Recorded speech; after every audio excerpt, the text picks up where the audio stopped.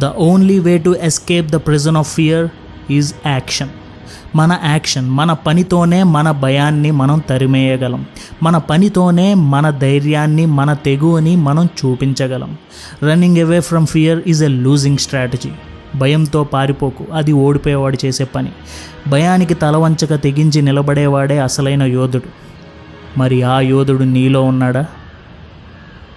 Vision is the art of seeing things invisible to others.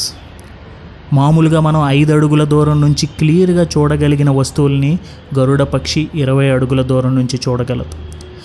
అది ఎత్తు నుంచి ఎగురుతూ తన వేటని నిర్ధారించుకుని ఒక్కసారిగా దాని మీదకి దాడి చేసి సాధిస్తుంది.